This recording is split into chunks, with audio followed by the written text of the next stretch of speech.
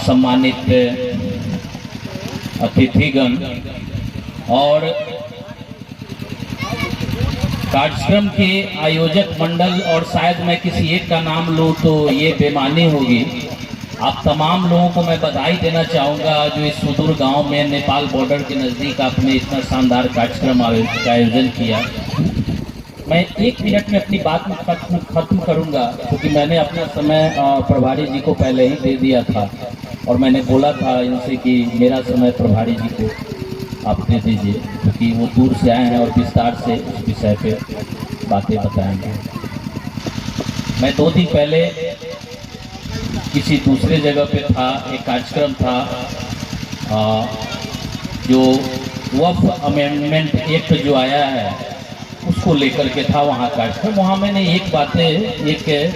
वहाँ बहुत सारी बातें हुई थी। मैंने 1 मिनट में मैं बताना चाहूँगा, मैंने एक चीज़ बताई थी कि आज हम जालिमों से न्याय की उम्मीद लगा करके बैठे हैं। जालिमों से ये उम्मीद करते हैं, विजय जी बोले कि जो समस्या का निर्माण कर रहे हैं उनसे हम ये उम्मीद करके बैठते हैं कि वो हमारे समस्या का समाधान करें।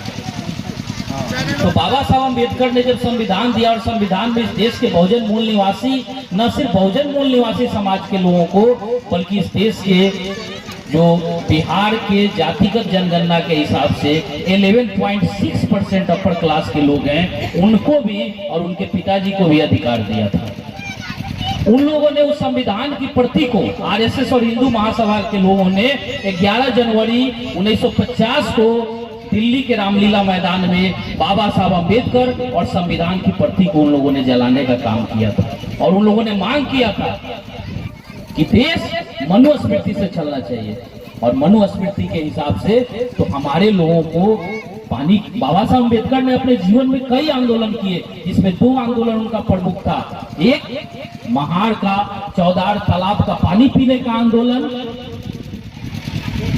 और दूसरा कालाराम मंदिर में प्रवेश का आंदोलन। और ये दोनों आंदोलन करने के बाद उनके समझ में आ गया कि हिंदू ऐसा धर्म है जिसको सुधारा नहीं जा सकता है, जिसका त्याग किया जा सकता है। और उन्होंने 1936 में घोषणा किया था कि मैं हिंदू धर्म में पैदा तो हुआ हूँ लेकिन मैं हिंदू बन के मरूंगा नहीं। अभी मैं इनसे बोल रहा था, विजय जी से, ये टीचर थे, ये बोल रहे थे कोई ये कि यहाँ आए और बोले कि बाबा साहब अम्बेडकर काफी गरीब परिवार से थे, निर्धन, उनके पास पहनने के लिए कपड़ा भी नहीं था बचपन में, वो निर्धन नहीं थे बाबा साहब अम्बेडकर। उस समय उनके पिताजी सूबेदार थे और उनको चपरासी मिला हुआ था।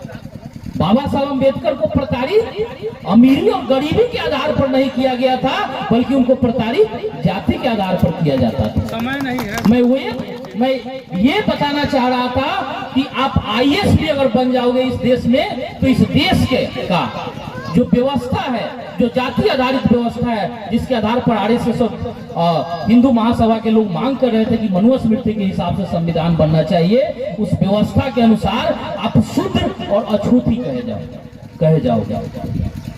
तो आज संविधान कोई लोगों ने तो बदला नहीं है, लेकिन संविधान के कई क्लॉज, कई चीजों को धीरे धीरे हटा करके और कोर्ट का, सुप्रीम कोर्ट का सहयोग लेकर के ये लोग संविधान को खत्म करने का काम कर रहे हैं। तो हमारी आपसे एक ही अपील है कि जब तक बाबा साहब अम्बेडकर ने कहा था शिक्षित बनो, संगठित रहो, करो और संघर्ष करो, जब तक इस देश के बहुजन मूल निवासी समाज के लोग 85% लोग आपस में जातियों को भुला करके जब तक एकजुट नहीं होंगे तब तक ये संविधान बचने वाला नहीं है। इन्हीं बातों के साथ मैं अपनी बातों को खत्म करना चाहता हूँ।